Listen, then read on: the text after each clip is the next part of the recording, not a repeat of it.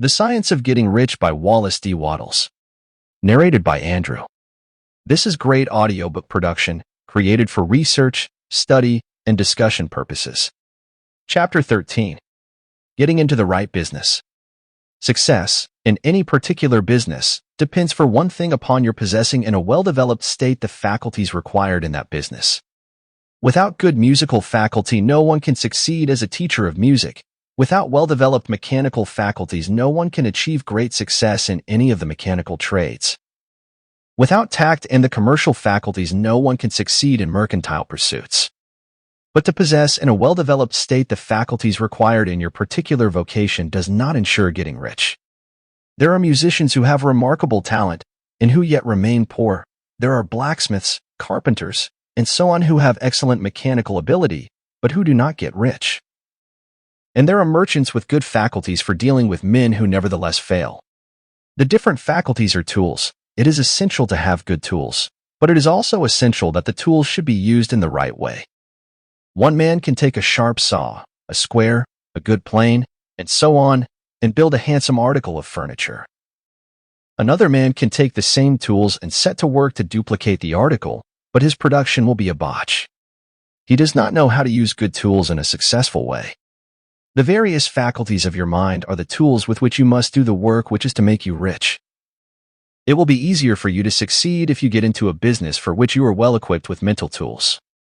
Generally speaking, you will do best in that business which will use your strongest faculties, the one for which you are naturally best fitted. But there are limitations to this statement also. No man should regard his vocation as being irrevocably fixed by the tendencies with which he was born. You can get rich in any business, for if you have not the right talent for it, you can develop the talent. It merely means that you will have to make your tools as you go along, instead of confining yourself to the use of those with which you were born. It will be easier for you to succeed in a vocation for which you already have the talents in a well-developed state. But you can succeed in any vocation, for you can develop any rudimentary talent, and there is no talent of which you have not at least the rudiment. You will get rich most easily in point of effort, if you do that for which you are best fitted, but you will get rich most satisfactorily if you do that which you want to do. Doing what you want to do is life, and there is no real satisfaction in living if we are compelled to be forever doing something which we do not like to do, and can never do what we want to do. And it is certain that you can do what you want to do. The desire to do it is proof that you have within you the power which can do it. Desire is a manifestation of power. The desire to play music is the power which can play music, seeking expression and development. The desire to invent mechanical devices is the mechanical talent seeking expression and development.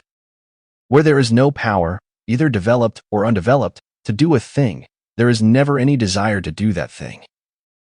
And where there is strong desire to do a thing, it is certain proof that the power to do it is strong, and only requires to be developed and applied in the right way. All things else being equal, it is best to select the business for which you have the best developed talent.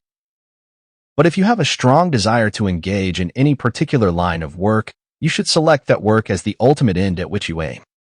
You can do what you want to do, and it is your right and privilege to follow the business or avocation which will be most congenial and pleasant. You are not obliged to do what you do not like to do, and should not do it except as a means to bring you to the doing of the thing you want to do. If there are past mistakes whose consequences have placed you in an undesirable business or environment, you may be obliged for some time to do what you do not like to do. But you can make the doing of it pleasant by knowing that it is making it possible for you to come to the doing of what you want to do. If you feel that you are not in the right vocation, do not act too hastily in trying to get into another one. The best way, generally, to change business or environment is by growth.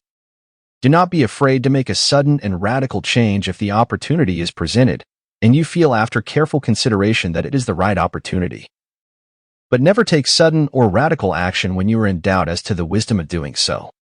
There is never any hurry on the creative plane, and there is no lack of opportunity. When you get out of the competitive mind, you will understand that you never need to act hastily. No one else is going to beat you to the thing you want to do. There is enough for all.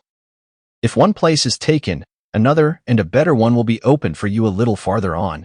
There is plenty of time. When you are in doubt, wait. Fall back on the contemplation of your vision and increase your faith and purpose, and by all means, in times of doubt and indecision, cultivate gratitude. A day or two spent in contemplating the vision of what you want and in earnest thanksgiving that you are getting it will bring your mind into such close relationship with the Supreme that you will make no mistake when you do act. There is a mind which knows all there is to know, and you can come into close unity with this mind by faith and the purpose to advance in life if you have deep gratitude. Mistakes come from acting hastily, or from acting in fear or doubt, or in forgetfulness of the right motive, which is more life to all and less to none. As you go on in the certain way, opportunities will come to you in increasing number. And you will need to be very steady in your faith and purpose, and to keep in close touch with the All-Mind by reverent gratitude. Do all that you can do in a perfect manner every day, but do it without haste, worry, or fear. Go as fast as you can, but never hurry. Remember that in the moment you begin to hurry, you cease to be a creator and become a competitor. You drop back upon the old plane again. Whenever you find yourself hurrying, call a halt. Fix your attention on the mental image of the thing you want, and begin to give thanks that you are getting it. The exercise of gratitude will never fail to strengthen your faith and renew your purpose. For more audiobook like this, hit the subscribe button and click on the notification bell so you get notified when we post a new audiobook. Thanks for listening.